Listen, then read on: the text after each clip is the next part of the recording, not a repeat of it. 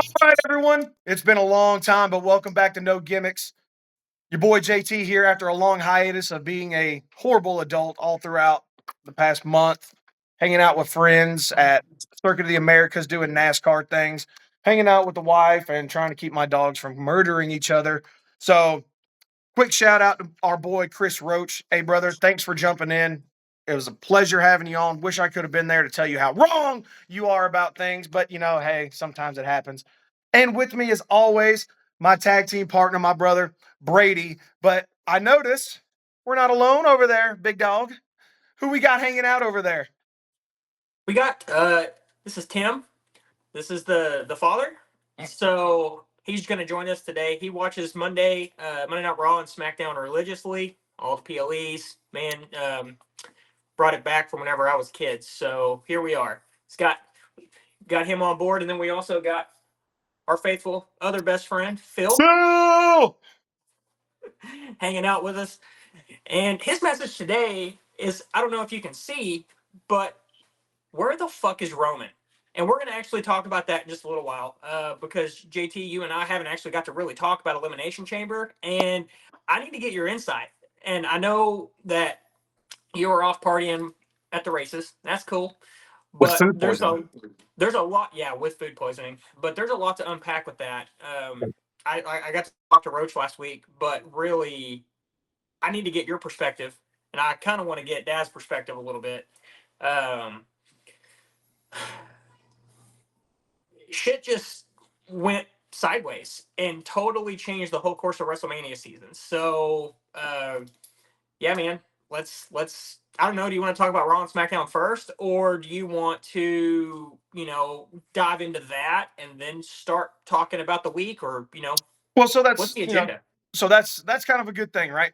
So again, it has been a minute, like we said, and I if we don't talk elimination chamber and feelings coming out of that right now, I don't think it would do justice for what happened this week. And knowing that we got Papa Gimmicks in the house over there, I think that this is going to be a long one, so everyone needs to strap in, and we'll just kick it off with elimination chamber review amongst each other.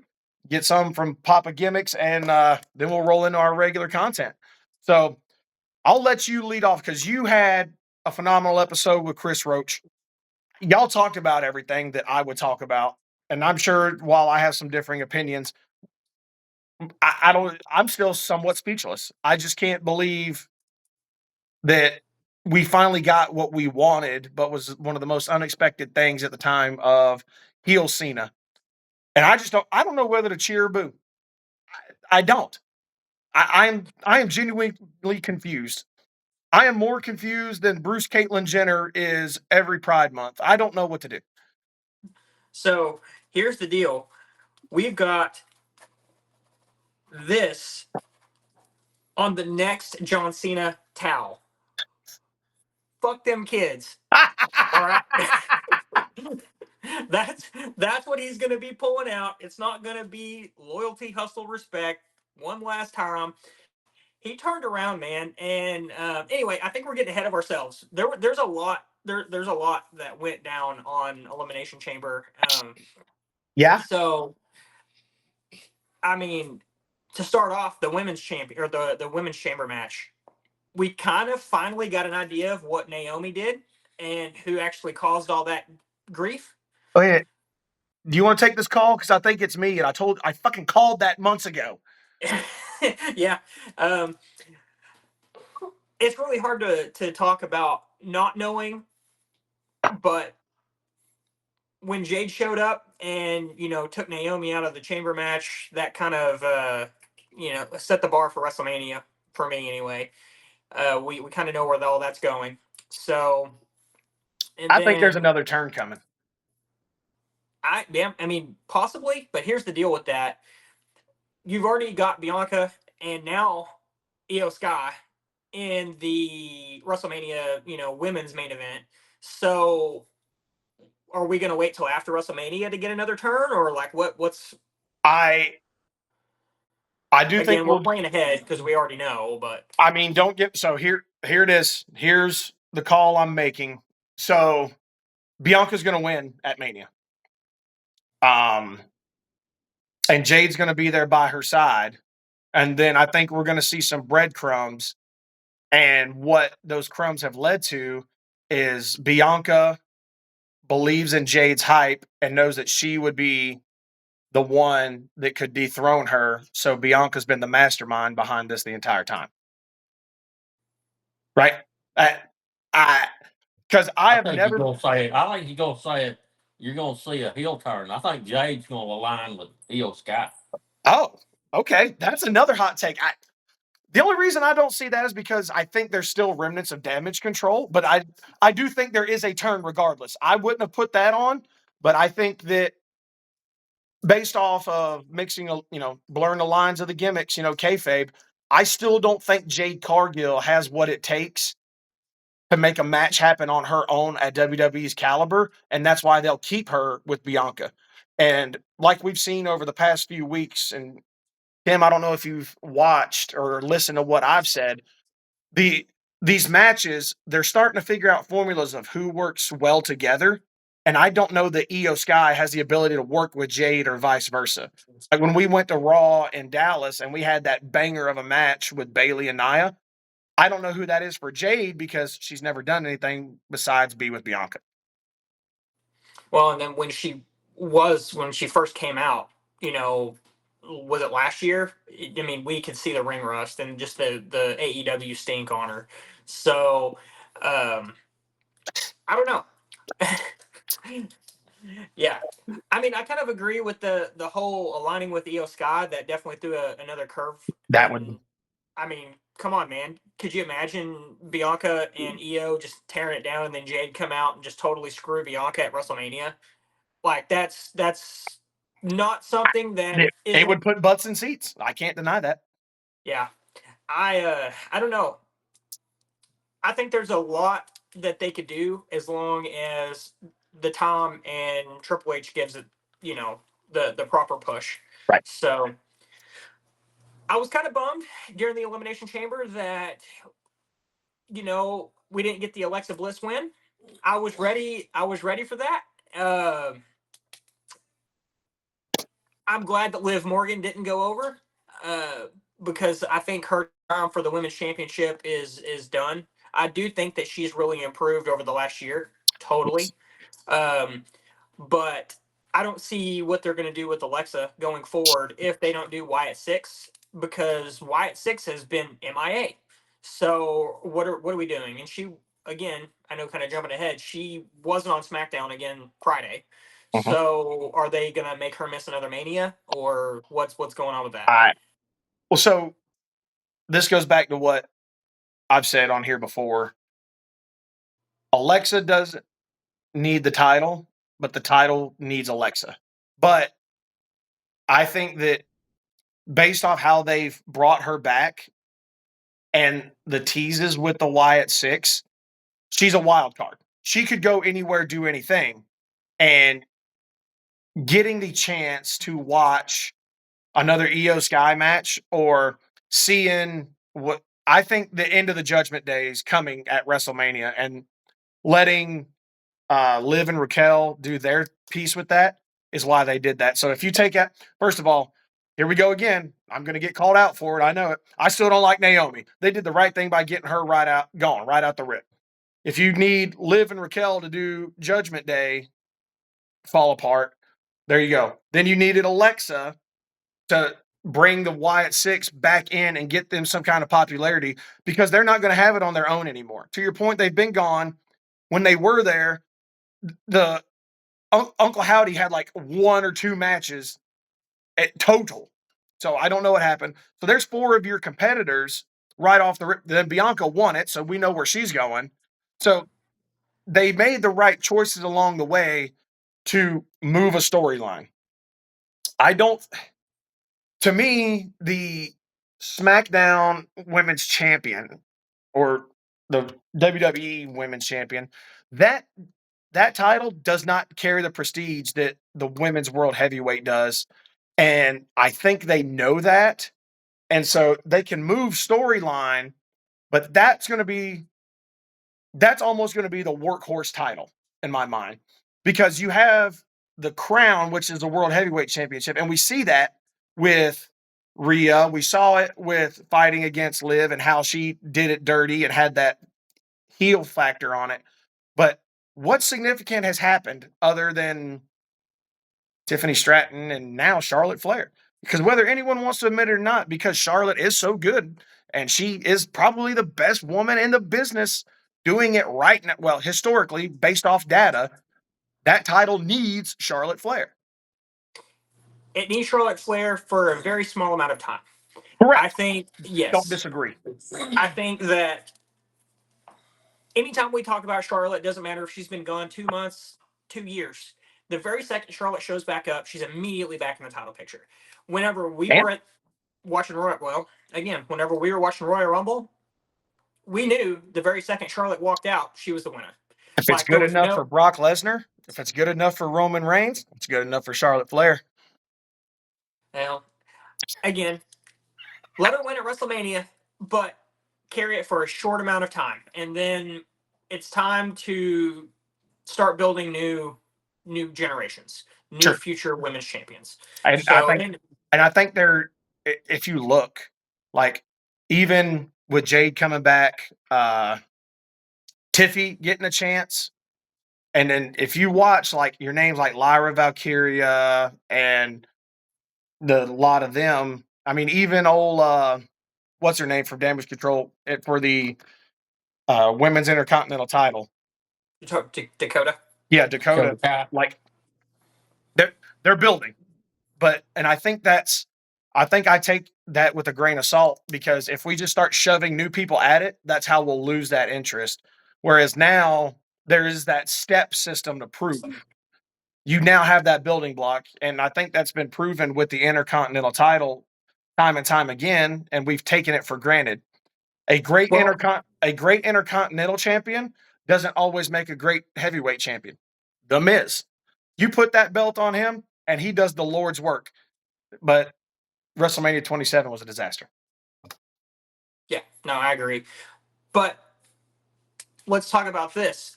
You have the Women's IC Championship, which I feel has been a complete shit show, in my opinion. I don't like any of the mid cards. They don't have. I don't know. I think that you need to do something along the lines, and we've discussed this before. When John Cena had the U.S. Championship, and he was doing the every single week John Cena Open Challenge. And then you had newcomer after newcomer after newcomer coming to challenge for that title. That's the kind of situation you need to build the prestige for those women mid-card titles. So let's talk about this. Let's say Becky Lynch comes back and she's not going for the main championships. She's going for mid-cards because, A, she needs it. Let's just say she wins the IC championship or even the United States championship from Chelsea, whatever else, and then she does the Becky Lynch Open Challenge. How much excitement would that bring to that title to have somebody like that facing Roxanne Perez, Alba Fire, all those people, getting them the screen time they need? You know what I mean? Yeah, 100%. I just in 2025, wrestling fans are the IWC. Let's just the IWC. Everyone that's listening knows exactly what I'm talking about. The internet wrestling community. I think it's a good idea in theory, but the problem is they're all going to say what all of us are saying about Hollywood right now. Oh, you don't have any new ideas? Just recycling the John Cena piece? And that's why I think it would be almost better if we want to use Becky as the example, bring her back, put her on the IC or US title.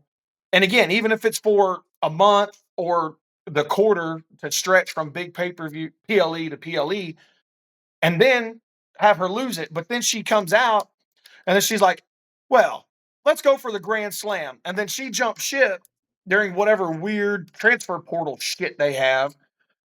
And now she's brought prestige like, oh my God, Becky Lynch is going to be the first. So we're all going to watch.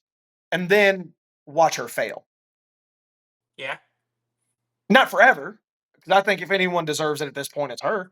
And that could come back to she champion versus champion. She's a mid card going against the other mid card, and I don't want to say for a unification. Or she could go up against Charlotte again, for, the U.S. champion versus the women's champion, something like that. But again, to your point, that would still give it that screen time. I don't know if King and Queen of the Ring is coming back, but as much as I enjoyed watching the King and Queen of the Ring get rewarded with the title opportunity, I don't think it should be a heavyweight championship. That's what the Royal Rumble's for. The King or Right. Queen of the Ring should be going for that mid-card title. Because again, you've now just established yourself, you've got the skills, and we will watch these tournaments now go bring some prestige to those mid-card titles. 100%, because they did that. Was it last year or was it the year before when they did Queen Zelina, and she was the Queen of the Ring? That went absolutely fucking nowhere. So I hate to say it, but that's on Zelina. I mean, I'm sure there's someone in the back and you're creative, but again, if you don't take risks, and we've heard The Undertaker, Stone Cold, Bret Hart, you have to advocate for yourself at some point. But the problem with that is you still got to be humble and you got to do business the right way. And I just don't think I think Zelina is too humble. I think she absolutely has the ability to do something like that. But again, I don't know her personal goals. Because if you would have told, 8-year-old Zelina that she was going to be part of the LWO with Rey Mysterio, she's done. Like, that's her crowning achievement. Yeah. There's no need for anything after that for her. Well, I agree. I think we kind of rabbit holed. So let's drop back to the Elimination Chamber. So after the women's chamber match, we've got, I can't remember the exact order, but we did get the KO versus Sammy match. So Fucking brutal. it was brutal, but it went too long and they had too many table spots. I think that the overall match could have been condensed, chop 5 minutes, and then let's move on. They had zero color, which Dad and I talked about that too. If I'm sorry, dude, if you can have Cody get fucked up at the end of the Elimination Chamber and him bleed everywhere, and then you've got Kevin and Sammy in an unsanctioned match and they're not bleeding, or come on, they've got the WWE logos covered up and WWE saying we have no responsibility, our rights have been absolved, like all that BS, and then we get this brutal match. I mean, a barbed wire steel chair and no blood. Okay. It needed that to elevate it, in my opinion, and that's. We're gonna get a lot of flack for this, or I am especially, and I said this since day one. I have no qualms against AEW, but to me, this was just somebody. I'm not gonna say Paul Levesque. I'm not gonna say whose idea, but this was just general proof that it takes little to no talent from a creative standpoint to put on a violent match. Yeah. You just have to have 2 semi-willing participants. And the more engaged and the crazier they are about it, they can do it. But that strip away names and, like you said, logos, put on an AEW match and put that match on to a non-wrestling fan and say, show me the difference. And they would go, well, there's no difference. It's the same thing. And then do the same thing for, again, a recent favorite that we keep talking about, the Nia and Bayley match. And then you take any of the AEW's women's matches, just a regular match. Now put them together. Look at the quality. Yep. Take your, fast forward to SmackDown, your LA Knight and Shinsuke Nakamura, and then take your, main event from your average Rampage and look at the quality difference. I think that was an intentional stiff across the platforms, across wrestling as a whole to go, we see you, we hear you, we can match you. So be careful what you say and do from here on out. Okay. Well, I can agree. I think that if I had to go back and rewatch that, that would have been the match I got up and went and took a piss. I, so, I can't. so you know what I mean? I don't think. I don't think that's a fair judgment. Now, and hindsight's 2020. Now, yes, but take that snapshot in time. Yeah. You didn't move, and you didn't move for a reason, and that's Yeah. what that match was for. It captured that moment. It gave its delivery. Let's go. Well, and my order of operations was wrong. We did have Trish and Tiffy versus Nia and Candice. That was Oh that match. no, Trish So Stratus. yeah, Trish Stratus. Let's zero in on something. Hang on. Okay. Anyway, Trish. so yeah, she came in, and I don't know if it was part of something greater, but I do. Everyone thinks that she was just brought in because they were in Toronto, obviously, What's just her to have that. 25th anniversary? Yeah. Home. Did you see that belt that they came out with? By the way, No. the Trish Stratus belt. So they brought the old school women's championship belt back and then threw it on a Trish Stratus strap. The issue with the belt for me is the plate was too small for the strap. And you just go to the website and look. It didn't hit for me. Generally, the signature series belts are cool. I like them a lot. That one, nah. I, And they were I, selling it for $600. So insane. But that was a good match for what it was. We obviously knew Trish was going to go over because of the hometown crowd. I had fun with it. I would, again, check mark. I'm going to That's go all it out was. on a limb. Do what? It was a check in the box. Yeah. I'm going to go out on a limb here and say that I'm more and more becoming an Nia fan just because of the way she's working and protecting everybody at this point. Back in the day, she had that hard time, but now it's getting a lot better. Well, shit, So Brady. I mean, we all have a hard time when we get started on something. I mean, yeah, but yeah, great match. Had fun watching it, and then we moved on to the men's chamber. So I was very curious as to why they didn't have The Rock and Cody do the promo before the men's chamber match, but obviously we know now. But I saw a leak, and they were actually supposed to go on before the men's chamber. So I don't know, but obviously some. I, I don't know what to believe anymore I don't either. because It's yeah, WWE is screwing with everyone and they're planting shit yeah. intentionally to screw the system. And I love it because it takes away the knowns.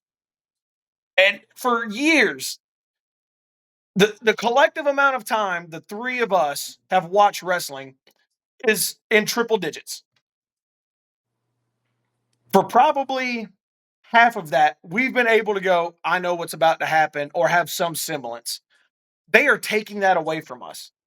100%, especially over this last month, dude. Holy shit. Kick it. They have turned it up, turned the volume up. Um, did you actually go back and watch the men's chamber? I just did the highlights. Like I said, I've been everywhere and trying to keep up.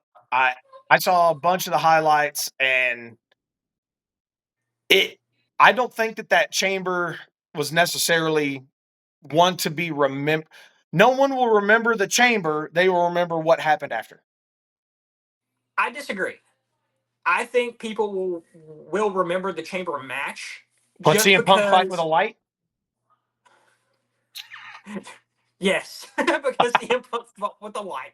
Uh, no, the whole second half of that match was phenomenal. I mean, it really was. They brought it. The first, probably 15 minutes of that match was kind of a snooze fest. I'm not gonna lie. I walked off for a minute.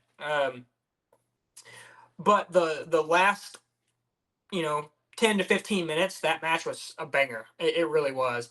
And then you got that that Punk versus Cena at the end of it all, and that stare down, and then them two fighting, dude, that was goosebumps. Love it. It was Love it. fantastic. Uh, and then when Seth, caught Punk with that curb stomp, and then Cena being, hustle, loyalty, respect, but then taking advantage of Punk getting that curb stomp, dude, like that threw me off guard. I honestly didn't think Cena was going to capitalize on that right then and there. Like, I thought that he was going to be like, "What the fuck, Seth?" Or something.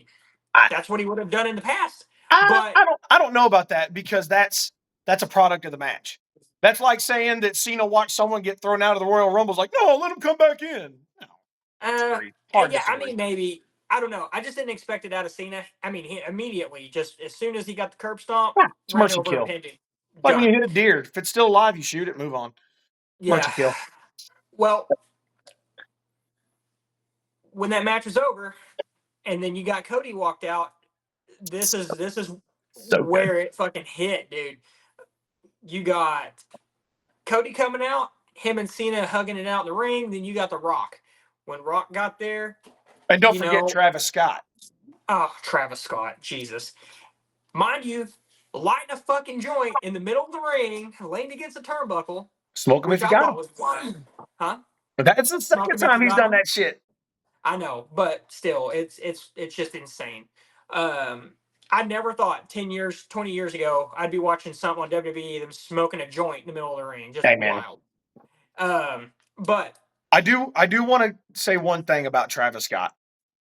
I want his modern day hardcore championship. That belt slaps. it does. It's pretty It's fucking pretty good. legit. Yeah. Yeah. I have no idea where he got it. Triple H. He gave it to him at a concert when he was promoting Netflix on Raw or Raw on Netflix. Really? Okay. I thought it was some type of like custom made job. I didn't think it was actually from Triple H. But regardless, so you got The Rock, and then you've got Travis Scott, you got Cena, and you've got Cody all standing in the ring. The main event set, you've got Cody versus Cena in the main event, 41. That's going to be not 2, obviously. And then you get the Rock asking Cody his answer. Cody says, "Go fuck yourself," Literally. which was crazy.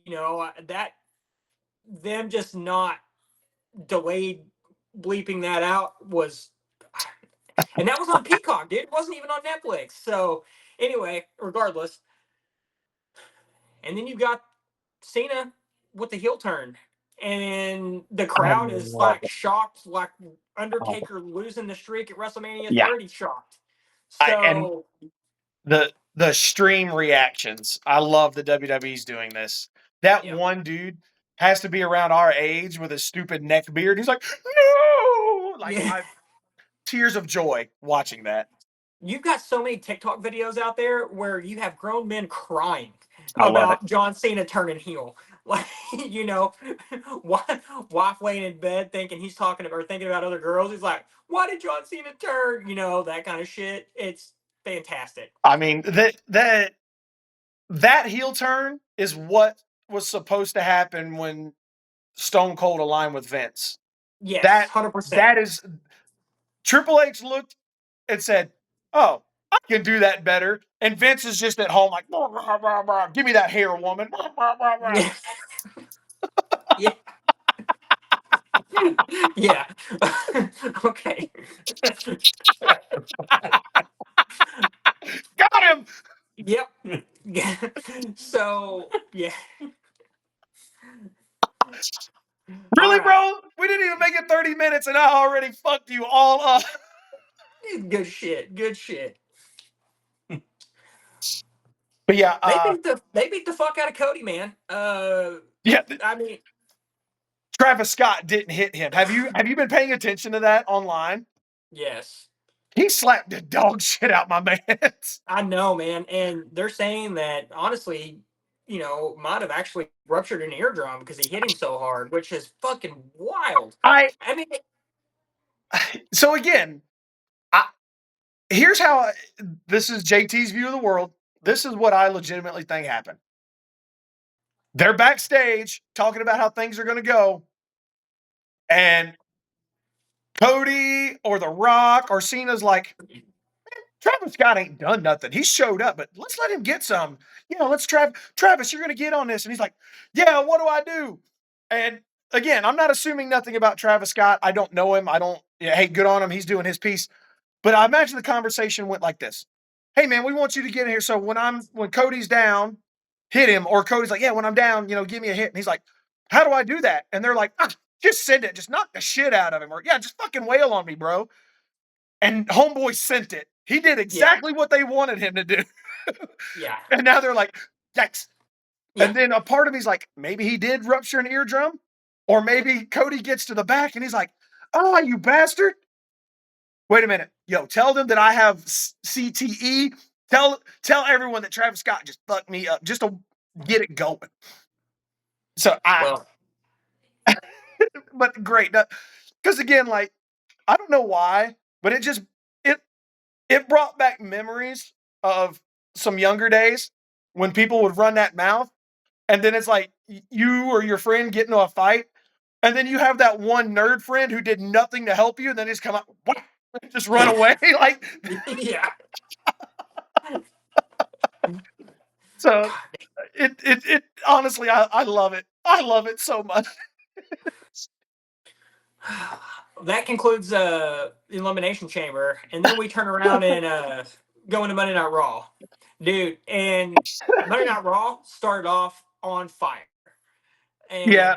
So again, for a little behind the scenes, I had gone to Texas and I had gotten home a couple hours before Raw starts. So I've been watching clips, getting updates. So I hadn't even watched or seen a lot of the Elimination Chamber stuff. And you were out doing family things. So I finish eating and I turn on Raw and it starts out hot with CM Punk jumping out the car. And I immediately text you and you're like, is it good? I'm like, yeah, bro. And then, yes. So after you're like reading somewhere and I got the text message and you're like, fuck, I just read what he said and he killed them all. Yes. But Punk coming out, jumping on the table. Again, no secret. I'm not a huge Punk fan, but I was like, okay, he's got some energy going into this. And he just right off the rip says he may get us canceled on Netflix. Right off. I was like, okay. And he asked the crowd who his first target is. And mad respect for that. Because I will talk shit with the best of them, but I'm starting to think me and Phil Brooks would be tight. Yeah. He like The Rock gets called out for his normal shit. Dwayne, you bald-headed. So, dude, the amount of Bald-headed times fraud. I thought he was going to say bald-headed fuck. I did, bro. So close. Dude, I wanted it. I wanted it bad. Yeah. So, And then he turns to Big Match John and just flames his ass up and down. And then when he turns to Rollins, tells Becky better come get him. And yeah. And then that's when the scrap starts. And it's just your classic WWE brawl where nothing can stop these two. Over, under, and through security. That's how you open a Raw post, of good PLE and keep the momentum going. And I think that's something that's been lost until recently is momentum. Yep. And I don't know if it's just because where we're at with the storylines starting to pay off, but when you have that kind of heat or that kind of momentum and you find ways just to keep it going, and even in low spots of the show, and I've never thought about it till now, and everyone's going to say, well, duh, especially Roach, but it's like gapping out these segments throughout Raw the way that they're starting to now, that's what's keeping me watching. It's not so much, I mean, obviously they leave the little cliffhanger, that main event and all that, want you to stay tuned in, but it's like, okay, getting tired, gonna go find a snack, gonna go do something with the family, and then they're like, but up next. And then you're like, oh, you got me. But Yeah. And SmackDown's still not capitalizing on that, but Raw is. And I don't know if that's a Netflix thing or back to our 3-hour show point. They just have to keep Raw tight now. Well, I mean, they're running the 2.5 hours, but also you got to remember, for people that are outside of the U.S., there's no commercials, Yeah, so they have to continue rolling the yeah, whole time with the backstage interviews, that kind of stuff. hmm On SmackDown, they still have their yeah. 2.5 minute commercials. So, I Well, think so that's that's been a with my potential move to the West Coast. I'm so excited that I can go home and watch Raw when I get out of work. Like go yeah. home and the first thing I do. But again, the problem is I'm gonna end up working late and missing all of Raw. Well, the good news with Netflix is, boom, it's pre-recorded for you. Yep. You ain't got to worry about DVR failing or whatever else. So, Say it again. Uh, yeah. so after I'm not gonna say after Seth and Punk beat the shit out of each other because they just continue to do it. Once they It was finally, like an 8 minute fucking bruh, just scrap it. slap fest. Yeah. So they turn to the Judgment Day, and at that point, I'm still kind of reeling. But it when they first show them, it's the first thing they show is Finn Balor just like all pissy, just with this whole crew. Uh, They're dropping hints, bro. Dropping I, hints for WrestleMania and the Demon to show yep, back up. yeah. And again, it just turned into just more general disgruntledness amongst the Judgment Day. Uh, Finn says he's good, but walks out. You know, and Dom is still pushing for another member. I Yep. I don't know where that's going. I I hate that for Dom like because whether you like Dominic Mysterio or not, the character, the kid in my mind has paid his dues and done what's asked of. He gets the loudest boos every week continuously. Yeah. So I want to see him grow for his sake, but as a fan, I want him to stay where he's at. But it's like I I want to I want to make sure that Dominic Mysterio continues down this path to the point where we could see Dom winning some gold on his own. Just because Well, I think he's earning it. I think that, but I also think that he needs to branch out on his own and do one last feud with Ray. That way, Ray and Dom could do the retirement match that Ray deserves, and then Dom can then go out on his own. I I think kind that of that's as good as he is as a heel for my heart. I want to see him come back with his dad. Like I want to see him and his dad reconcile. And I think that's kind of the shitty part with Ray already in the Hall of Fame is Dom's not going to get that moment. He already had it, but after all of this, I feel like that would have been, hey, Ray's retiring and Dom's going to be the one to retire him in a good way, and then put him in the Hall of Fame. Hoopla hoopla, a la Ric Flair. right. But hey, we'll see where it goes. But what I do like is that Finn Balor wants some of that Braun Breaker though. Get the dogs barking in there. I God, man. I love Oh, it. I do, but Finn Balor's not going to be able to do anything against Braun Breaker, dude. I mean, I Braun Breaker's just a powerhouse, man. Bro, but he let's face it, it's perfect because I don't know that Braun has had an opponent like Finn to go through yet. And I'm talking face or heel Balor. He could bring that smoke, dude. It's Yeah. the classic heavyweight versus, slow and strong versus fast and quick. Like I'm there for it. And it's to me, I think that's that pairing. It's that unspoken, like, let's put this in here because not because we need it, because we want it. Braun Breaker doesn't need Finn Balor. Finn Balor doesn't need Braun Breaker. You know who needs that? Us as fans. Yeah, for sure. With the IC title on the line, I think Sure. that'd be fantastic. So, I do not think it's demon worthy though. what's Demon Worthy then? Dom at WrestleMania? I mean, that's because that's the hints they're dropping, man. Every Uh, week. I don't know how they get to it, but But here's the John problem that I Cena have. and Finn Balor? Maybe, but here's the issue that I have, and Roach and I kind of hinted on this a little bit. that's one of the biggest issues that I had and Chris had with characters like The Fiend, characters like Demon Balor. Mhm. Those characters were built up to where they can't lose, right? And the very second that they lost, like for instance, when Balor lost to Roman Reigns, they did that whole ending segment of that match where the Demon did the heartbeat and then Roman speared him and pinned him, right? It's kind of the situation where, again, you had The Fiend and Rollins in the Hell in a Cell and they DQ'd him because he hit him with a sledgehammer. The whole thing where you had Goldberg beat The Fiend at Super Show, it's just that bullshit, right? So, go ahead. One question. Yeah. So you don't want to see Demon Balor? Not saying that. I'm saying Then there's your that they're gonna, justification why it's going to come back. as long as he can win. It's going to be another situation where if it's You can't, but on the other side of that, you can't do that because it's a tall tale. Oh, Demon Balor's going to win. Why am I watching?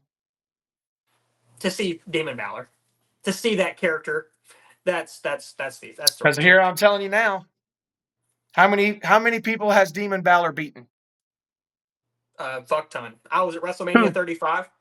Bobby Lashley for one. He beat Bobby Lashley at WrestleMania 35. That is a match that Balor would not Okay. have won.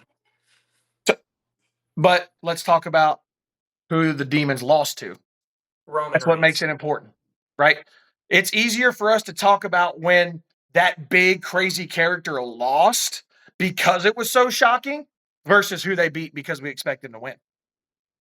What? Okay. Well, on the same token of that, Fiend losing to Goldberg in 2 minutes. Goldberg, I'm sorry, he lost the championship at Saudi Arabia, and that's just the bullshit, right? But anyway, yeah. I'm a Goldberg fan. Now, do I agree that Goldberg should have had that final run? No. But then for everyone who says they love Roman Reigns, you can get lost when you talk about Bill Goldberg and Demon Balor then, because they tried to put a regular ass character, a regular ass person who had less matches in his title run than anyone else and put them on the same level playing field. Fuck off. Still don't like Roman Reigns, still not here for it. He could stay gone and not come to Mania. Yeah. That's just me. We don't need him. I agree. I do, again, and this is kind of drawing back, during that whole feud at the end of Elimination Chamber, my first thought was, where the fuck is Roman? Sure. I did. And I even told Roach that. Where the fuck was Roman at? And it's the same thing. Like next week, we've got Punk versus Seth in a steel cage match. And I'm past where's Roman because I'm pissed that he didn't show up. But now I'm scared that you've got Punk and Seth in that steel cage, and then you're going to have Roman come out and fuck around one of them and then insert himself into that match. I think you're more likely to get a Roman run in for Cody and Cena to help Cody win as like a WrestleMania payback, or you're more than likely to get a Roman Rock interaction to get us to Rock and Roman, or even a Roman and Cena for the retirement tour. So you're on that card. You're not on the he's going to be inserted into the Seth and Punk match. I don't think so. Because again, it's hard as a wrestling fan. It's super hard not to be wishy-washy because we're letting the show take us and do with our emotions what they want it to do. But I have a hard time. All right, quick flashback. Roman Reigns loses to Cody. We were all happy. And even you were like, well, where's Roman? You started missing Roman Reigns, and I cussed you out for it. Yeah. Because all that shit you talked, all that shit we talked. I didn't want Roman. I still don't want Roman. I don't need Roman. I never got on that hype train. But all of you tried to convince me, and most of the wrestling world trying to convince me that we need Rock and Roman. So are we going to fucking forget about that? I don't think that's ever going to happen. Why are we not going to get Roman Reigns helping Cody night 1, and then we finally get Rock and Roman night 2? He's a final boss. He can make that decision. I just don't see that happening, man. But see, again, that's the hard part about who we are. Yeah. We don't see it happening, but do you want it? I think Rock and Roman would do great if The Rock can condition himself to do that match. That's the problem. It's going to have to be that type of match is going to have to be a 10 to 15 minute fucking showdown, like straight up, because they're the tribal chief and the final boss, and that's the match that we should have got at WrestleMania 38 fucking 4 years ago. So it's a you know what I mean? Yeah, but again, and this goes back to, well, if Roman's that good and if The Rock's that good, we shouldn't have any worries. Well, last year The Rock wasn't that good. He had to insert himself into a tag team match. All right, I'm just saying, like, dude, and The Rock was gassed. But then we've also got a lot of speculation, and like you said, you sent me a text message. You think this is a setup where you're going to get the glass break WrestleMania 41 during the Cody match. So are you going to where are you going to put that? You want Roman to come out and help Cody, or do you want Austin to come out and help Cody, or do you want another situation where you've got Undertaker, Cena, Seth? Do you want another one of those endings, or do you just want one guy that comes out there and helps take care of business and then fucking leaves? Like, what do you want? For me, hell, what do you want? It's been awfully quiet over here, so I'm just listening to y'all. I think he enjoys the banter. I think he enjoys someone besides him giving his son shit. So here's the thing. I do not need another Stone Cold match. That hurts my heart to say. And I say that, and I will never hesitate to say it. I say that because I'm selfish, and I can now look everybody in the eye until my dying day and say I was at Stone Cold's last match. 100%. All three of us were there, live and in living color. Big facts. That 100%. We need that to go down. Now, what? And I don't need some elaborate storyline because The Rock and Austin story has been told. That is a on-site. We don't need an explanation. Though it could be a random fucking NXT in the middle of fucking August. And if you smell what The Rock is cooking and you hear that glass break, it's all. No other explanation needed. Yep. So I don't know that I want another sequence like last year, but my nostalgic heart's not going to not want it. I think the way that needs to go down, and I don't mean to interrupt you, but the way that needs to go down is you've got Cody versus Cena going at it, having a badass match. Cody's on top, fucking kicking Cena's ass. You get The Rock come out there, start whooping the shit out of Cody. I mean, you've got them two, because obviously there's no DQ because The Rock's final boss tell the ref to get fucked. That's how that works. See, we're booking the territory right now. That's all it is. That little breadcrumb from last year when Triple H mentioned that he's on the board, but he doesn't run it. Yeah. All right. I'm not saying it has to be Triple H, but who else is in TKO? Dana White. So somebody with as much stroke as The Rock, whether it's Triple H, Dana White, insert, I mean, we're not going to get, Nick Khan out here, but dude, I even think just you don't even need anybody that's external, right? Like that runs anything else within TKO. You could have Triple H made this call to Austin because he's tired of fucking The Rock's bullshit. That's all you need. When it's put down on paper that Stone Cold's the guest enforcer, special enforcer, just like Mike Tyson was for his match. Right. I mean, Well, you that's know, all you need. So and again, you watch The Rock at WrestleMania. The Rock will fire your ass. The Rock's the final boss. He's not going to do that. He'll try that shit with Steve, and that's how you catch a right. yeah, But that's it. that's booking the territory. By the way, we were talking about Monday Night Raw. Again, rabbit holes. This is what happens. Like, this is Uh, what. I just need you to know we still haven't even hit the first match of the night on Monday Night Raw. Okay, the first match. Well, Not gonna lie, I hit the Punk promo, and then the Finn Balor stuff, and then I was able to then take my break and then shower, all that stuff while it was playing. So at the end of the day, big meaty men slapping meat. Otis and Gunther back at it. Nothing to write home. And big shout out to Gunther for that half-ass power bomb that he did deliver to Otis. God, Otis is a big son of a bitch too. You ain't shitting, dog.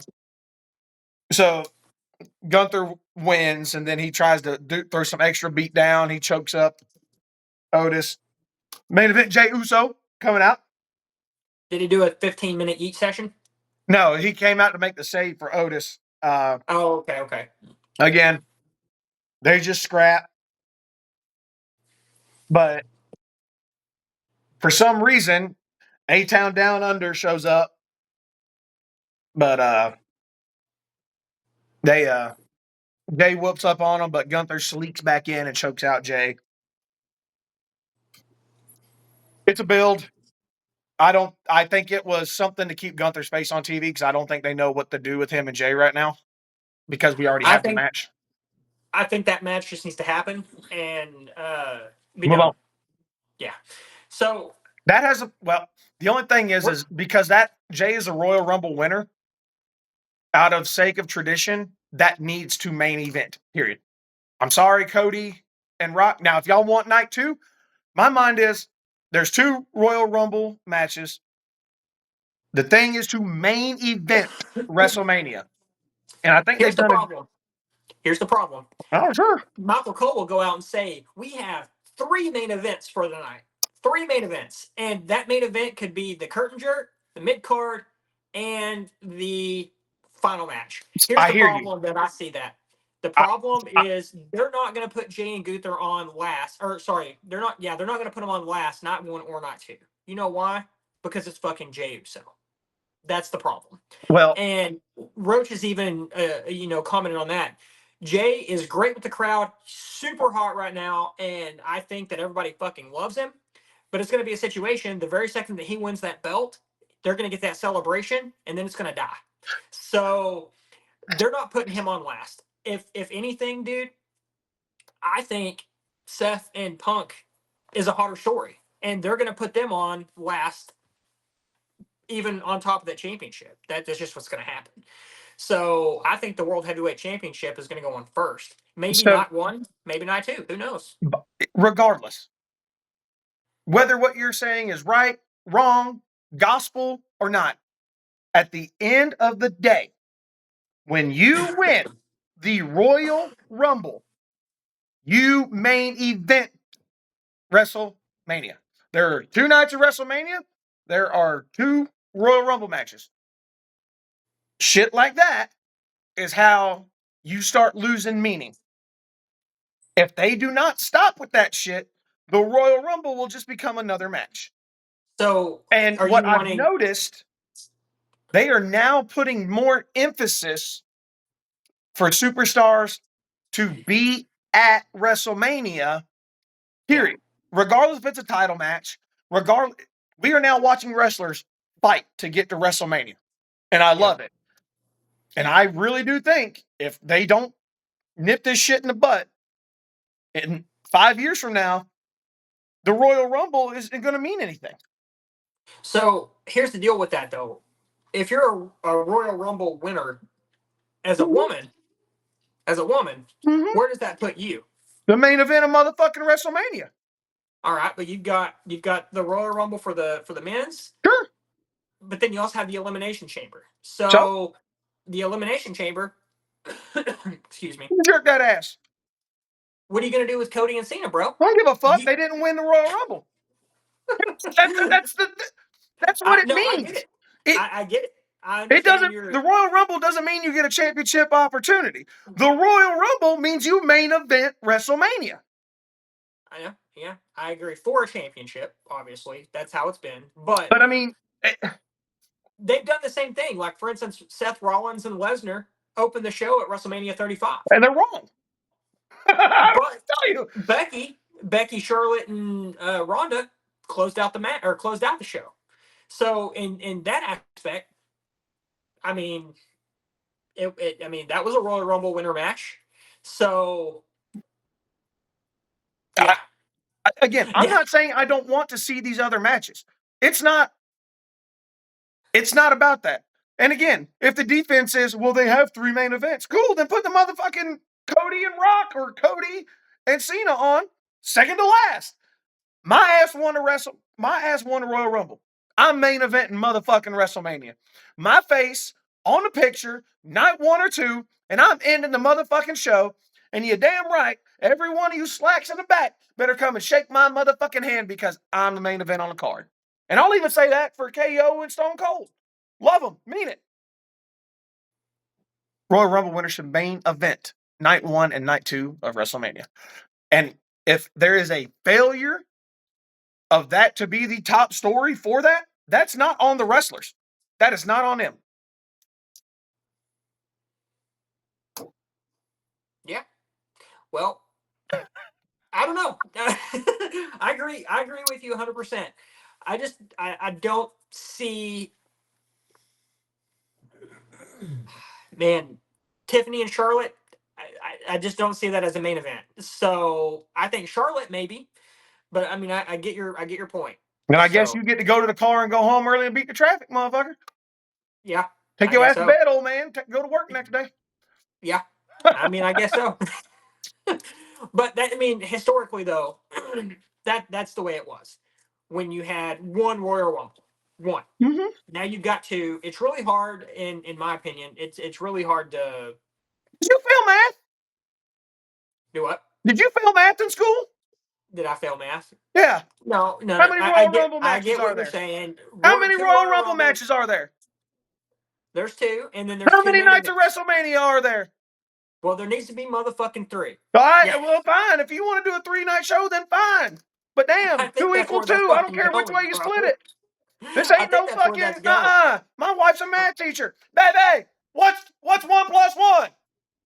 Thomas Jefferson, motherfucker. 2. What is 2 equal to or less than or greater than 2? Equal, motherfucker. All right. Damn. All right, here we go. Rabbit holes. Yeah. That No math ass. We should be known rabbit holes, not no gimmicks. Yeah. So let's talk about what pissed me off during the week, other than you. All right. It's a new week, so you're going to cap it off. Yeah, go. How about the Raw Recap podcast all of a sudden? Oh my God. Yeah. I didn't listen. I don't have the heart to listen to it. I didn't either, and I'm not going to, because they took our gimmick and decided that Know Gimmicks was a threat and decided to make their own podcast. Yep. Triple H was perusing YouTube and he caught us. Yep. Got us and said, you know what? I got to trump them motherfuckers. So here we are. Yeah.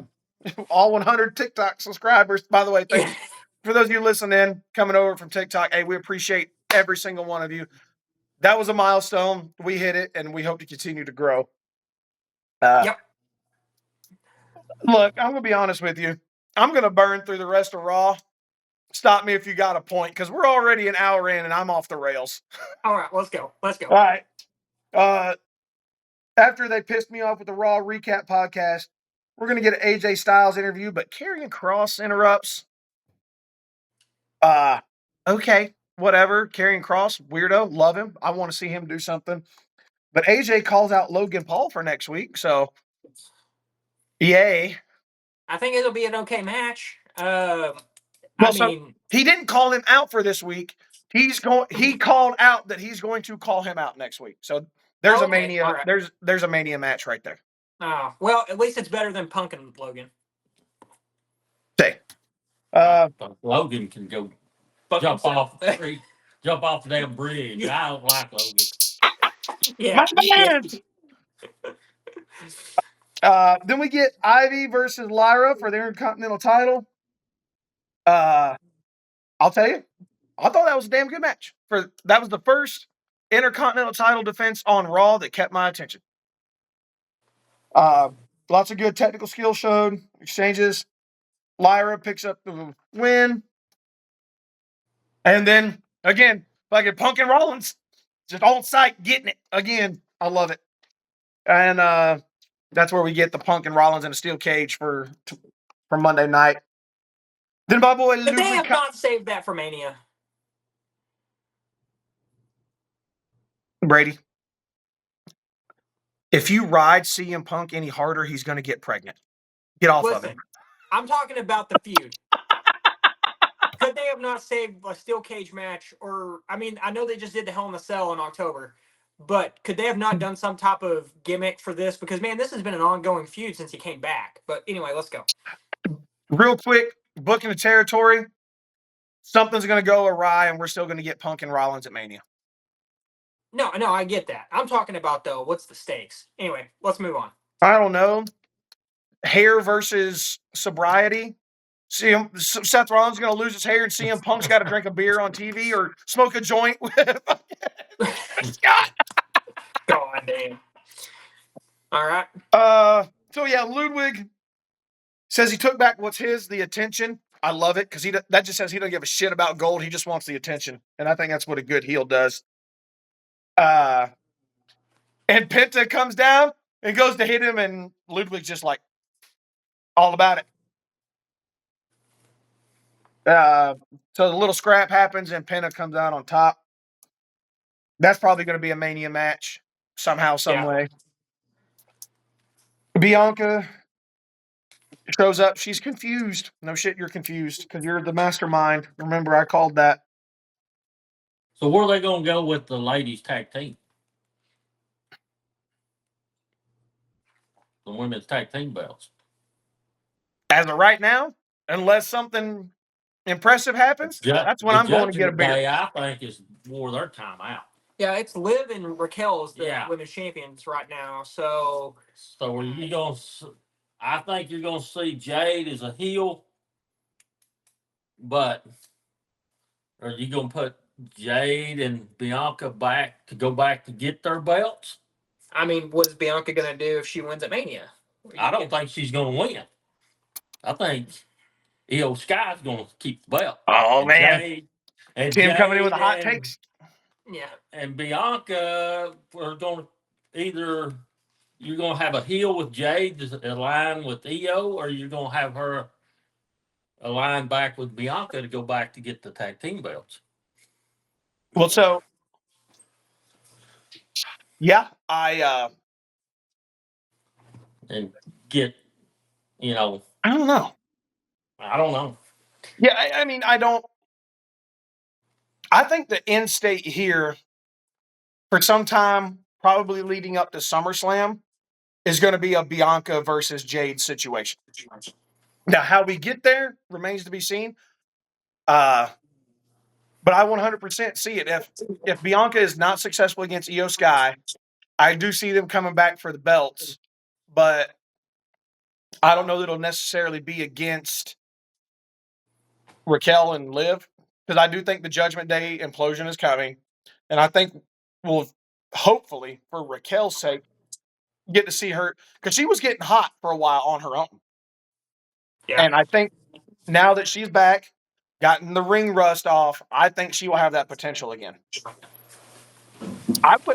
If we get the Jade Cargill that everyone was hyped about, I wouldn't mind watching Raquel versus Jade in a singles match. Yeah, I mean, I think it'd be a banger match. I really do. 100. Yep. But again, like you said, the hype that we got, we I don't know, we got to see. So after the Bianca Confused segment, we get a video package of Chad Gable down in Mexico, and he finds some old crickety, crustedy dude who gives him a box, and he opens the box, and it's like the weird Pulp Fiction scene. Like, yeah, like I don't know what he's found. It remains to be seen. So I hope Is it it's kind of something like good. the old fucking WrestleMania build where Vince McMahon had an egg? That stupid shit. Bro, you just unlocked a core memory that I didn't need unlocked. But that does segue into the Creed brothers versus the War Raiders for the tag titles. They were bringing the heat, man. Some good spots. But the War Raiders retain, which is setting up Chad Gable to come back and be upset with his crew. So hopefully we see something come to fruition there. And then the LWO had a neat video package speaking out against the New Day. And then Finn Balor's in the ring, and your boy Braun Breaker in your favorite interview position up in the crowd. Dude, that pisses me the fuck off. God damn it, dude. If anything can rile me up more than fucking them being up in the middle of the crowd where it's robbing the crowd, the live attendance. Pisses me the Now, I fuck will off. say, they did it right. Finn was in the At ring, least and he he came called him down to out. the ring. They called him out, and Braun left that position and went to the ring. And part of me believes he's the only superstar that's fast enough to make it down there, and that's why they chose that. So Carlito and Dom try to jump Braun when he gets down there. And then that went over like a fart in a diving helmet. And then in the ring, you get Finn and Braun scrapping, but Finn gets pulled out, and then Carlito just gets his ass handed to him. I love it, but I feel bad for Carlito. He needs to do something on his return. I feel like he's just there for fucking insurance at this point. And I don't mean like Yeah. Judgment Day insurance. I feel like he needed some WWE benefits in his life, and that's how he's getting it. So then the main event, Rhea versus Io. God, okay, I did tune into this. I fast forwarded because I had to see it for my own eyes. I'll tell you, I kind of hate it for the so if you don't know the ending. Yeah. Any other time this match would stand out, but this was another good run of Raw. And there were moments where this was falling flat for me.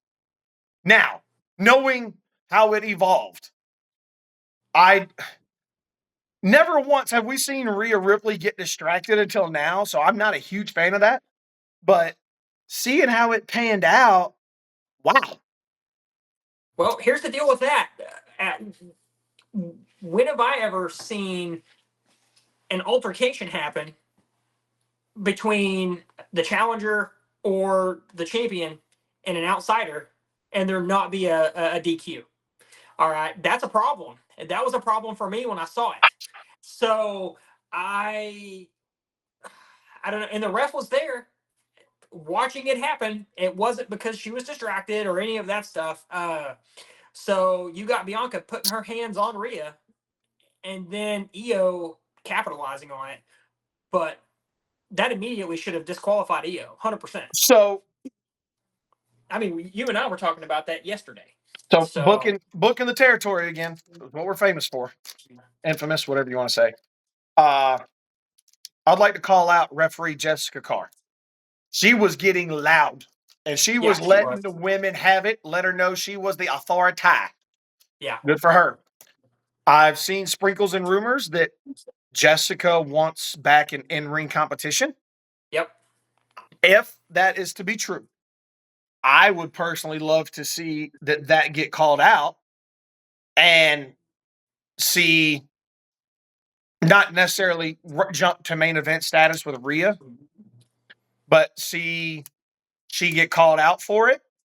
And maybe a slow burn. And like some of the female superstars start calling her out and she gets fired or terminated from wrestling, and then she comes back in an in-ring capacity. I think that'd be super cool for her. Yeah. I don't think that's what's going to happen. That's wishful thinking, and I think I have a little bit of Jessica Carr bias because I think she's been top tier as a female referee, and I Oh, wish her. dude. I want nothing but great things for Jessica Carr.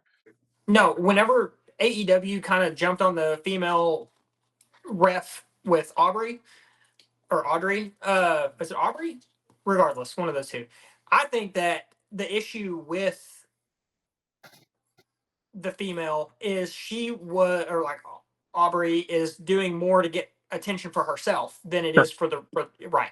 And Jessica and Daphne, the two main females, man, they're pulling it off.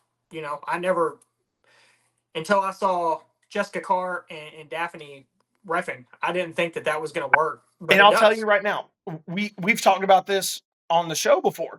When we were kids in Attitude Era, we knew the referees' names. Yeah, Right? we did. Like, and even going back to your dad and my dad's day of watching wrestling, hell, they all knew the referees' names too. And now we've lost that, except for little Nate, the leftovers from our childhood Yeah, or adolescence, whatever you want to call it. But it's like I know Jessica Carr's name like that. yeah, She's bringing back some of that old school referee flair and attention, and I think this match highlighted that. And again, I'm I'm cool with whatever she does, but I want her to get some recognition other than what she already has as she wasn't the first, but probably the most prominent female referee in history right yeah, now. yep, But either way, that means EO won the damn match. I didn't yep. see it come. I didn't see it coming. I didn't see that coming. 100%. Nope. And again, the crowd was in shock. Like there was another oh my god moment. More of a mild shock. There was no big boo. There was no big anything. It was kind of just like a dead crowd. So I think it was how do you say it? Reaction that WWE didn't expect, but also expected at the same time because no one in their right mind thought that EO was going to beat Rio on an episode of Monday Night Raw. Yeah, So yeah, especially this close to Mania. right. So that wraps Raw, and I know we had to speed through it. Uh, Unfortunately, I think we're gonna have to do the same with SmackDown, but Yeah. That's the name of the game, and I'm here for it. I'm here for the Tim content. Remember, I posted that months ago, so I'm going to get some damn Tim content before this episode's over. So SmackDown on March 7th, coming to us from Philadelphia. Right off the rip, I'm going to tell you, I am extremely upset, and I missed the mark. I thought we were going to get a surprise final boss appearance because this was the site of WrestleMania 41. I honestly thought we were going to get an appearance, but I was waiting for him to conveniently be across at the Eagles Stadium where no one could see him, and it was recorded like 6 months ago. I was Yeah. waiting for something like that. Right. So I'm a little upset or John Cena. So I'm a little upset that we didn't get that, but John Cena's fucking gone to Africa, dude. He's shooting another movie. told you Yeah. I told you he's a fuck boy. What do you want from me? And they're going across the pond next week, I think. And there's Yes. They're in yeah. Spain. Yeah, I think there's a few shows next week that Cena's going to be on. Probably. So, and Cena's going to be in fucking Fort Worth in April. So, anyway. Yeah. So we open up and it shows the superstars coming in, and Drew comes up and jumps Damien. Yeah. Look, I respect Drew. I like what he's doing, but they got to be careful because he's just trending down again. Yep. But, and I have a suspicion in true Drew fashion, we'll get him to jump back up. Randy Orton opens up the show. And he talked for fucking ever. But boy, did he say that Cena is the bottom for the Rock, and that gives new meaning to the term rock bottom. Wow, I love a good adult reference. Says he respects KO, the wrestler, but he has a problem with the man. Says now what I do like is he will prove that Pat McAfee is the second best punter in WWE. Yep. I That's love fantastic. this Randy Orton. Yes, let's go. But that gives way to a segment, and we get Tiffany Stratton versus Piper Niven. I love Piper Niven. Yeah. I hate that she hasn't done good for herself as far as booking and all that. And again, there's that line of who's booking it and are you advocating for yourself? But as far as so the match itself, I mean, standard data, nothing. I have no notes on it. Charlotte he jumped Tiffy at the end and for the figure eight, and we'll talk about it in a minute. But the entertainer that Piper Niven's become with what do they call her? Secret Service. Yeah, So whatever. you're talking about? Yeah, I forget what they actually call it, but she's so funny and it's so entertaining. And when she needs to turn the heat on and get serious, she does. And Yeah. that's what you want in a superstar. And I hope she has a bigger future. But the next match was a 6-man tag, well, a triple threat tag match, whatever they want to call it nowadays, for the number one contender. Motor City Machine Guns, always a banger. Pretty Yep. Deadly and Los Garza. Why are we letting Pretty Deadly win? Why? Yeah, no idea. That's a match. I got up and took care of some dishes or something. So, and I another thing, and you and Roach have both killed me about this. I am not a triple threat fan. Like, just period. Don't like it. So, It takes a certain level of talent to pull it off. yep, it does. And I'm not hating, because right off the rip, no, I don't think anyone prepares themselves or their persona for a triple threat match. So it is hard to pull off and hard to pull off well. And then you make it a tag team triple threat match, and there's just too much room for error, and more often than not, the error wins more than anyone. Yep. But now we got Andrade whispering in ears. Let's see where it goes. I'm numb to it right now, but hopefully it pans out. And then we finally get a little payoff. Bianca comes out. I took quite a few notes on this, and I'll let you recap this, but I'm just going to read you the notes in order, and I want you to come back at me. Bianca comes out for the promo. She wants answers from Naomi. Naomi comes out. Bianca asks if she attacked Jade. Naomi keeps avoiding the question. This urban speech pattern and identity that's all of a sudden emerging, not a huge fan of, because it seems forced. Naomi admits she doesn't like Jade. She's so overly dramatic. I know wrestling's a male soap opera, but holy shit, I was waiting for Naomi's twin to be the one that attacked Jade. Right. Yeah, long dead twins she hadn't seen since they were fucking 6 months old. She finally admits that she did it. Bianca says they are done. Jade arrives. Jade whoops that ass. Did I miss anything? No, And did I not tell you that's what was going to happen? you did. Now, I think that's one of the worst kept secrets in the industry, a la Michael Cole moments with Penta. But I have personal issue with what they're doing with Naomi right now. I'm not a Naomi fan. And I'm telling you right now, if they continue down this path, she'll be gone this time next year. There's been some Easter eggs dropped, and I don't know if you've seen it or looked into it or anything. Easter eggs about her and Cameron wearing bandanas, that kind of thing. I don't know if you've seen any of that, but I think that there are some signs that Cameron may actually be back, and this could be a situation where if it is Jade versus Naomi at Mania, and then Bianca's in her corner before a match or after a match or whatever else, I mean, Cameron may come and try to save Naomi's ass. Who knows? But I don't know what else. I don't know what else they're going to do with her. So at the end of this story, where does she go? What is so she right do? off the rip, you remember when the Usos went to their urban theme or their Yeah. urban personas. That Mhm. was a very tasteful and proper transition. While we all hated it, that's what we were supposed to do. Yeah. I do not like the writing on the wall for Naomi as someone that I've been very, very clear that I did not support. I don't support her moving in this trend and that persona because I only think that that will make people dislike her more the wrong way.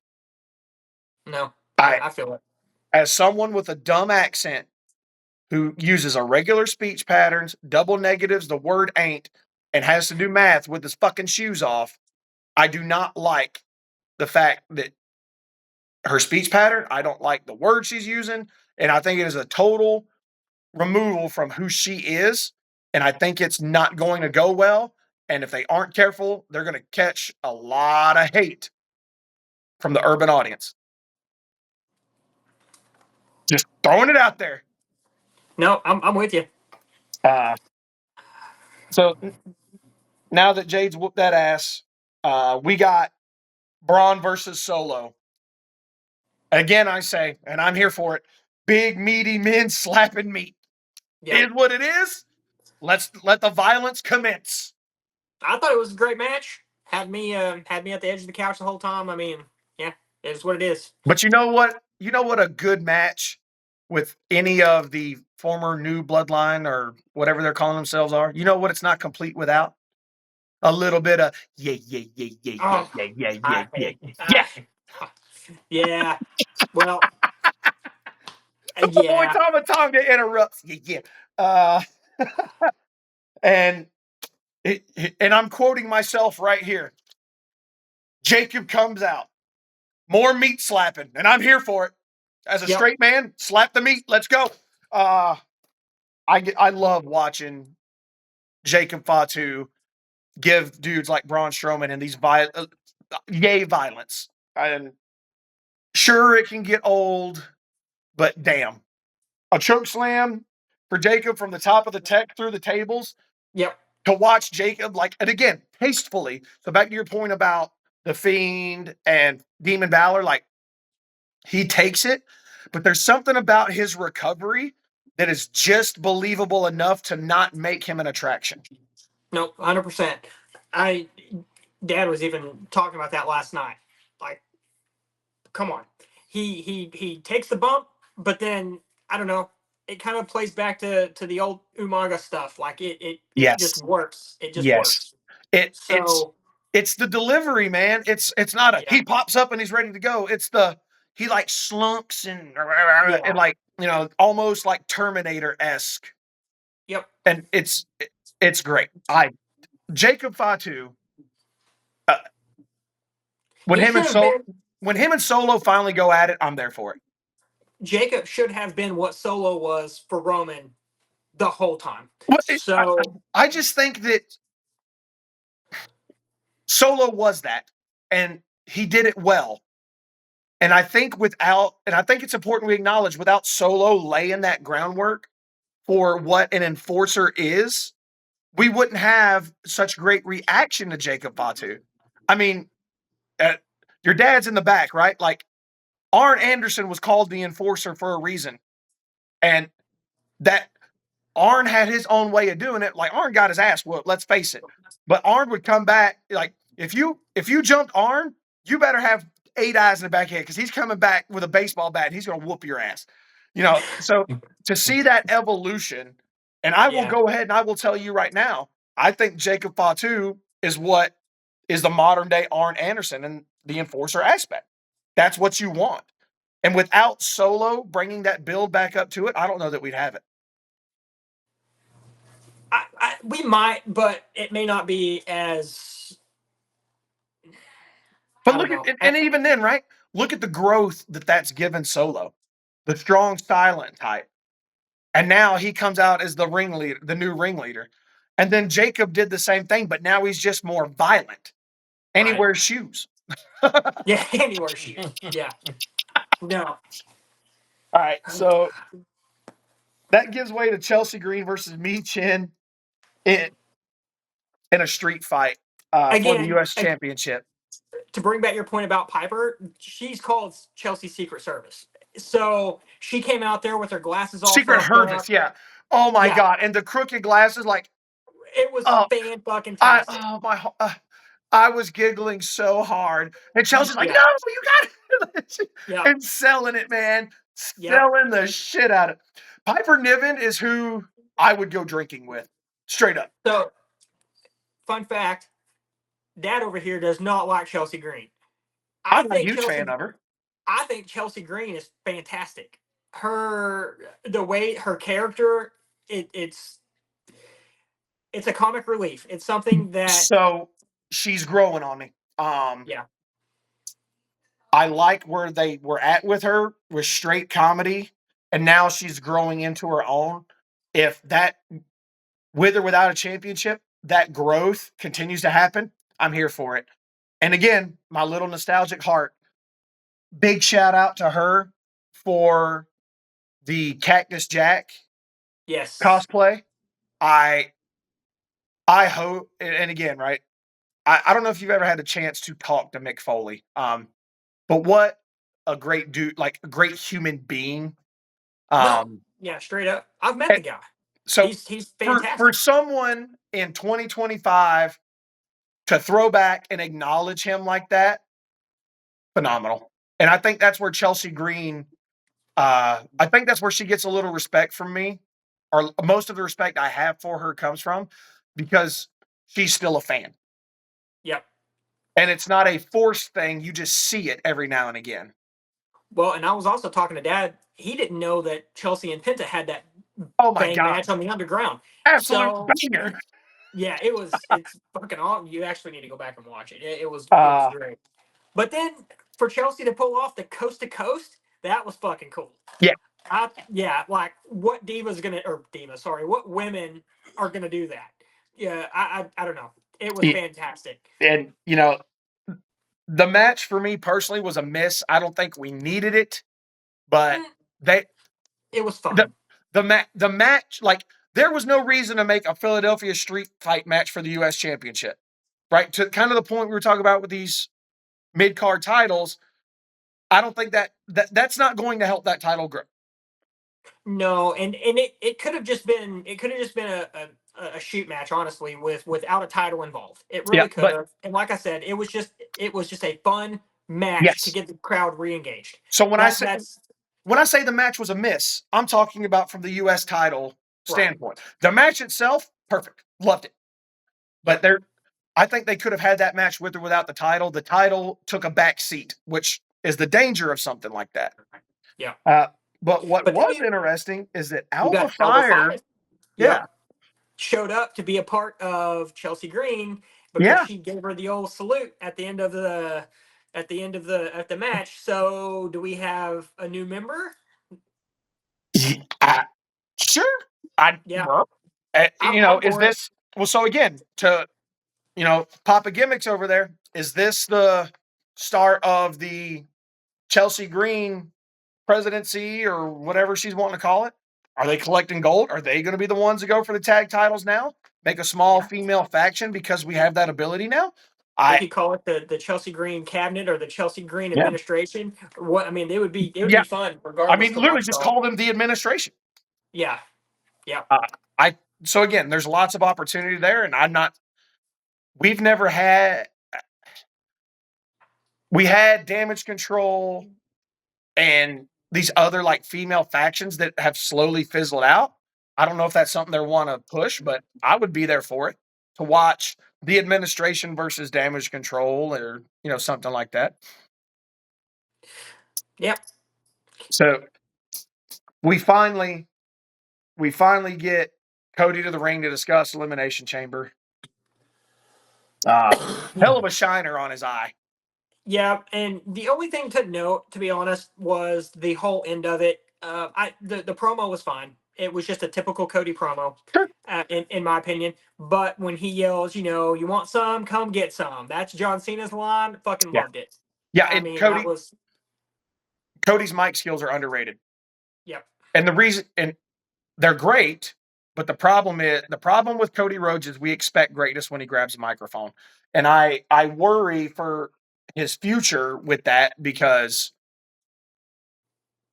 when you Stone Cold syndrome, when you perform at such a high level the entire time, when you miss, it's a strikeout.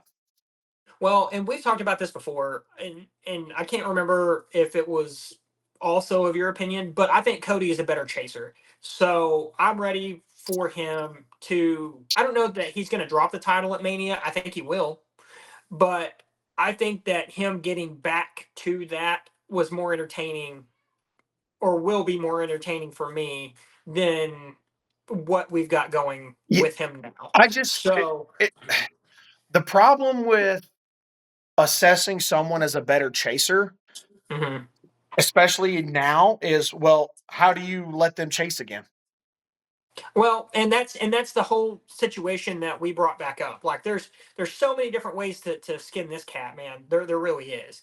John Cena is going to have that championship for a month, maybe two max. I don't think he's Is carrying he? it through December. Is he? Do you really? I don't know. I don't know that Triple H has it in him to let Cena break Flair's. He's going to 100%. Flair, I'm sorry, man. I love Flair. He's a great guy. No, he's not. He's a great wrestler. I think that he's one of the best that's ever done. Okay, but I think Cena's better, and I've thought Cena is better. Whoa! There's the hot take. Yeah, I mean, come on, man. I mean, I don't give a Cena fuck was how there. long we run. Do you want to do this? Because I'll tell you right now, it's gonna hurt some feelings. No, there's no feelings going to be hurt. Like I said. Not ours. Oh, okay. I What what mean, what come on, what what dude. did that sign say when you held it up earlier? Fuck them Fuck them kids. kids. Let me Fuck tell them you about kids. You need and, to hold and it up again? yeah, Yeah, there because we I'm go. telling you right now, you can't say fuck them kids and then say fuck Ric Flair because Ric Flair's been saying fuck everybody for 50 years now. I think Flair is one of the best to ever lace their boots. Stone Cold say it.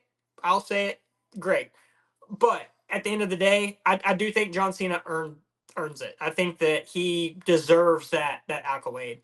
And to be honest, to be fair, and Ric Flair's even said it, WWE recognizes 16. Yes. Okay. So I don't it didn't really matter about outside of WWE for people that are only WWE fans, right? But to have Cena have that 17th championship for WWE is a different story, in my opinion, than beating Ric Flair. That's just my opinion. So I I think my bias plays a key role in this. And again, if I was to play this out, we've already said that we wouldn't mind seeing a Triple H versus Rock in like a control battle type thing. I'm all for doing the dirty and Triple H coming out with if Cena were to win, coming out and officially recognizing all of Flair's title runs just to screw with Cena. yeah. I mean, have you seen the Ric Flair tweets? Yes. Yes, I've Ric seen Flair. them. He's like, he's got to go through me to get that 17. I'm like, come on, bro. Yeah. Time out. You need some snuff? No, I'm good. I can go get you some snuff. Stuff right here. Okay. He's over here just bitching with his can. He looked at it a few Playing times. with fucking screwdrivers and chewing gum and like Yeah. I'm just making sure. All our right. generation didn't get diagnosed with ADD. We're just doing what we do. Yeah. But yeah, coming on back, get out of the hole. Yeah. Out of the hole. Let's go. We come back to that. Drew versus Big Jim. Yay. I mean, yeah. Yep. Drew won. Now we Move on. did get Damian come back for revenge and jumping Drew after the match. So Drew won. But the main event, with everybody saying LA Knight. Yeah. My man's coming out on top, getting his U.S. title back. Which phenomenal, man. And another, in my opinion, another shock. I didn't see them doing another title change right before WrestleMania. But And I'm big shout out. tired. Big shout out to little Nate's for taking that miss to the face. Oh, dude, that's the second time in a week he's been fucked up. Second time in a week. He got fucked up in elimination chamber. Took a clothesline. Now look, we're not gonna have little Nate for 2 months because he got the mist. But anyway, I'm ready for Shinsuke and LA Knight to move the fuck on. Shinsuke Sure. can go do his own thing. LA Knight needs to do his own thing. I don't want to see LA Knight and Shinsuke at WrestleMania. I don't want to see it. And I have a fear that that is what's going to happen. I want that story to be done and over with. We've had it for fucking 6 months at this point, and they've done nothing but trade it back and forth. Let's fucking move on. Yep. No. Question is who? Right. Who? I mean, so many fucking people, dude. There's so many people out there. Again, LA Knight, we've got 6 weeks until WrestleMania. Let's do a fucking open challenge. Let's do something to get something going. Yep. Shinsuke can go do his own fucking thing. I don't care. Fucking miss WrestleMania again. Whatever. But I'm tired of Shinsuke and LA Knight. And I think as much as we've always commended him for it, I don't think we need another LA Knight Miz right now. No, we don't. Miz is doing his own thing with Carmelo, and Yep. I think that'll anytime you have anything with Miz, when it starts out good, it always winds up in a fucking Mania match. I don't know who it's going to be. Uh-oh, he ran away. I'm right here. I don't know who it's going to be, but I want to see some build because, again, every championship needs to be defended at WrestleMania. Yeah, like I said, 100%. maybe They've got fucking 2 goddamn nights, dude. They need to fill it with championship matches. And I haven't been on the dirt sheets and all that this week a whole lot, but maybe we get another Cody Rhodes-esque appearance from somebody or unannounced signing, and we get a good match, win or lose. Penta and LA Knight would tear it down. Yeah, but Penta's on Raw. I mean, I get it though. I'm just saying, like, do something like that. And yeah, sure. I mean, I'd endorse that. Yeah. Anyway, pretty well wraps up SmackDown. I thought overall it was a good show.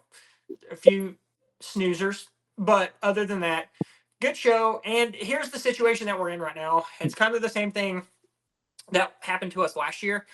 You have the few segments that you're looking for every week on Monday Night Raw and Friday Night SmackDown that takes us to WrestleMania.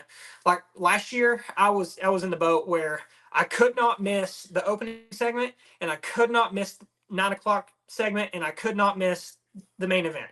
Everything else in the middle was just kind of a filler, but you never knew when The Rock was going to pop up. You never knew when Cody was going to pop up. And that's the situation. And it was going to be at the first, the middle, or the end. That's what I need to see. And that's kind of the boat I'm in right now. I disagree on Raw because 2.5 hours, I think that is a magic mark. Yeah. But to your point with SmackDown, and we've said it since the 3-hour show. I mean, I looked at Megan. Friday was an ass whip for me, and it's finally my night to relax. And the problem is when I chose to relax, I was going down hard, and it's like, man, it's an hour and a half in. Y'all motherfuckers better step it up, and they did. And I have a hard time figuring out what demographic WWE is chasing because, again, if you're chasing the teenage to mid-20s, everyone's going out on Friday night at the bar drinking. Yeah. They're going out having a good time. So are they honing in on us? The guys that are past their drinking prime and they're hanging out at home with the family, or are we away from that in the modern times with, well, fuck, I can just watch it on Saturday. Do they care about those ratings? With, again, the transfer to Netflix, there's no argument anymore. Like anything on at 8 o'clock to 10 o'clock Central Time on TV gets higher ratings than WWE does because WWE's on Netflix. Yeah. But look at the numbers on Netflix. So I don't know that means as much anymore. And I don't think so. I really don't. I don't think that they care so much about the ratings, or even how many people are watching. I think it's all about the mighty fucking dollar sure, and how but much. but Yeah, again, I haven't actually paid attention, and it might be worth looking into. Like if I pull up Hulu right now and I uh, look at SmackDown, how long is it? I don't think that you can even watch wrestling on Smack or on Hulu anymore. That contract's gone. No, I can go back and find SmackDown because Well, you have live. I You have have Hulu Hulu plus Live. live TV. I do not. My Yeah, Hulu is just regular ass $6.99 a month Hulu. So I can't go and watch SmackDown or Raw on Hulu anymore. I'm I'm pretty curious now. certain. Well, so again, the 3 hour argument. So if first of all, yeah, I mean, because I haven't tried. If I go back and watch SmackDown on Hulu, am I getting 3 hours because of commercials, or am I getting 2 hours? Or are they doing like they used to do with Raw, where a 3 hour program and they cut out the R Truth segment, which is a crime. Never cut Yeah, R Truth. That man's a fucking gem. That motherfucker needs to stay in WWE till he's dead. Literally. yeah. And Respectfully. after, yeah, I mean, not main event, sorry, Hall of Fame, 100%. Could you imagine if he got the Hall of Fame, what his speech would be like? It'd be Oh my fantastic. God. Dude, he'd come out and be like, thank you for my Oscar. You couldn't put him on first because they'd do another Paul Heyman situation, put him on first, and then everybody leave. Oh, dude. Yeah, big facts. Air date 3/7. So right here on Hulu, I can watch it. 2 hours and 8 minutes. Yeah, so yeah, okay. That's it. Yeah, who knows? And back in the day, whenever you got a 2 hour show on Hulu, it was still, I think, an hour and a half long on Hulu. So yeah, Yeah. they're cutting out all just the commercials and maybe some of the filler. Yeah. And But that's, well, I would assume, right? So maybe that's their game and why they're doing it. But that wraps the week, man. That's a normal episode. And I'm so glad that your dad chimed in when he was, and he thinks he's getting off. But what I'm going to propose and say is that this is going to bring it into our regular weekly episodic No Gimmicks. But we're going to have a little bit of after the bell, a dark match, if you will, because I'm not letting him off the hook entirely. Not entirely. So I don't know if Phil needs another drink. I don't know if y'all got to run and get him another can of snuff, but I'm fired up. And I mean, call me Tommy Wildfire Rich. I'm fired up. So we're gonna get in here, and I have at least, I can't count, 1, 2, 3, 4, 5, 6, 7, 8 questions for Papa Gimmicks back there, to Papa include. Gimmicks. Yeah, that's his name now. But you know what? Speaking of gimmicks, we didn't hit our gimmick because I was going to save it. We're going to go off the top rope, Brady. Let's do it. And I'm telling you right now, I still Is don't know this what I still don't know what the question is. I'm just it, wasting time in my head trying to figure out what the question is going to be. So this week's off the top rope question truly climbing up as we speak. And by all means, everyone can participate in this to include Phil. I want to know, in all of wrestling history, who is the one wrestler that never main evented WrestleMania that you think deserves it? oh, that's hard. And I'm not just talking like WWE. I'm talking like AWA, NWA, WWF. Like, if if you could pick one or two, or name the match if you got it in your head, who should have or could headline WrestleMania? Ah, man, that's tough. I needed time to prepare for that question. So, That's why it's off the top rope. Uh, God dang. All right, uh, Phil, you're up, bro. uh, I'll I'll tell you right now, and I think it's an obvious thing. I think Dusty Rhodes, now especially that we know his legacy, Yeah. it's crazy to think that he's such a big name and never had a WrestleMania moment. I think he would need one, and I think it's one of those situations. You don't matter who you put there, but you know booking the territory dream matches. You want to talk about a triple threat match that would work? Give me Rhodes, Flair, and Steamboat in a main event. Give me a Dusty Rhodes in his prime against any of, we had the Cody story, finishing the story. We had him and Superstar Billy Graham, but any of Dusty and Flair's match, which they had Starrcade, which is the equivalent, but give me that Dusty Rhodes versus Bob Backlund at a WrestleMania. Give me that Dusty Rhodes, like even a Roddy Piper. That would be. I think Dusty deserves or should have had a WrestleMania moment. Dude, yeah, and I mean, I've just been sitting here trying to rack my brain this whole time. God, man, that's hard. Because anybody that I can think of, has had that main event or they've been there. So, but like I said, Dusty had Starrcade, which was its WrestleMania. Ric Flair had it Starrcade, but I mean, I think I hate it that Dusty will never get that. God, man. Now that you've said Dusty, man, you got me. I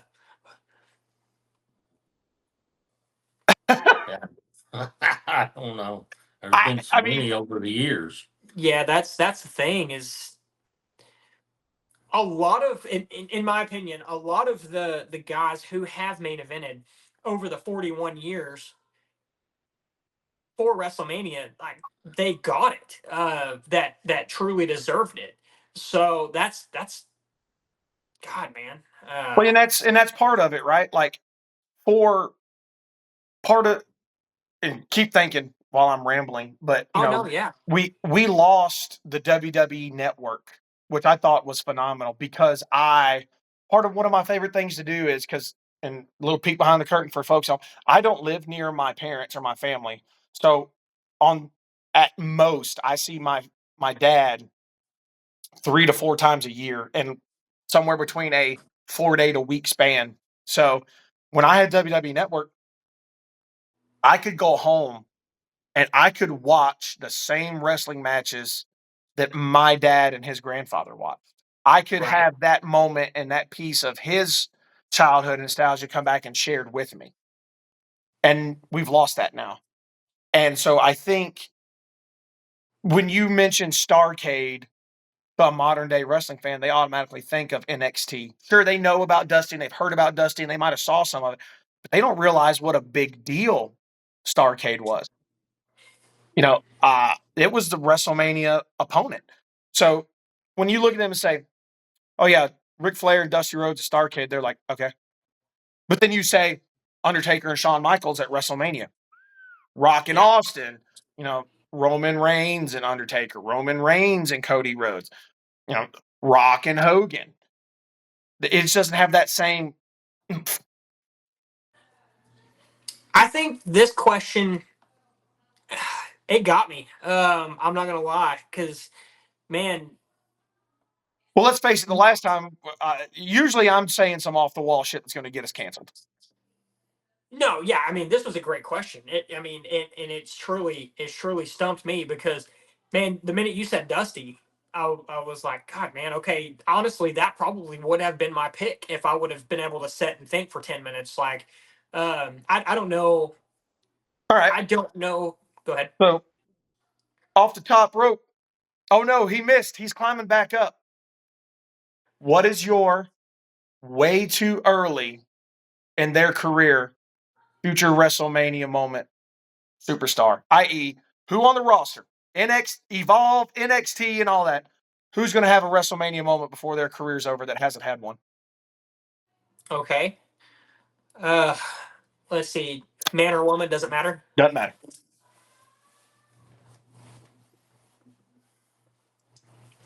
I think that if you allow time to build and Your time will. to grow, I think Carmelo Hayes has it. I really do. Okay. I think that guy could. I think he Mad could be a world respect. champion one day. Um, and just whenever we went to Monday Night Raw and we got Cody versus Carmelo in the undisputed championship dark match, they fucking tore it down, man. Yep. And I think as long as he keeps his mind and ability there, I think that he could be on the main event of WrestleMania at 5 years down the road, 10 years down the road, Respect. honestly. So yeah, I mean, I'll go with Carmelo, and I'm not real big on the NXT roster. I don't know who. I'm stuck on that first class of NXT, Yeah. and I really haven't been a big fan of NXT Wait a minute. since. Go ahead. When you say first class, Yeah. like the Triple H NXT first class, or you're talking like Yes. Wade Barrett's and Ryback? No. So that was the Nexus bullshit, and I mean, like, straight up the first Triple H class. Okay, Finn yeah. Balor, Seth Rollins. So all the ones that have Mania moments. Becky, Seth, Right. yep. And Carmelo came from NXT, so Mhm. I think that he is one of the few that have came over that have really been successful. A lot of times when you have these call ups, they've either shit the bed, got injured, just didn't have a program at all. That's happened to a ton of those NXT call ups. Honestly, Carmelo has been one of the exceptions. So, and then hell, I'll even go further. I'll even answer your question further. I think Roxanne Perez has, for a woman, I think she has that main event card, level ability There it as is. well. I really Good. do. So Hell yeah. I think Damn. All Roxanne's right. great. Well, it took 2 off the ropes, but we finally Yeah. got a response. Hey, like I said, I think we're encroaching on the 2-hour mark. So for all the loyal listeners out there, I think we've kept the space between their ears occupied for almost as long as we're going to keep them occupied for this one episode. Plus, I think we got a little makeup work to do for the fans for us missing. So I say we're going to go ahead and wrap this, but not before I remind everyone to. Hey, you're not going to talk to No. Papa Gimmick about your questions? You've got just a little bit of time. Get a few. No, that's that. So that's the tie-in, brother. Again, I think we locally here for that snapshot in time here on a Sunday morning. I think we're going to take a short recess and reconvene because I want these questions answered. I'm not letting him off the fucking hook. I'm telling you. But you can lay hell. Them cows ain't going nowhere. They just stand out there in the field. Bullshit. Them's what make my money, buddy. Shit, it's making you money. They make money standing there. You got time. So I do want to thank all of our loyal listeners, and I want to remind everyone to get on our socials. We're on Facebook, we're on Instagram, and we're growing on TikTok. So please go find us at Know Gimmicks. Look for the spotlighted microphone, and that's how you know you've got to the right spot. So, Papa Gimmicks, thanks for showing up. I'm not done with you. Stay tuned for our dark match. And Brady, fuck CM Punk. Get off of him. He's getting pregnant. All right. We'll catch y'all folks next week. It's only getting more intense. We're going to have a great time leading up to WrestleMania. So we'll catch y'all down the road. Holla, holla.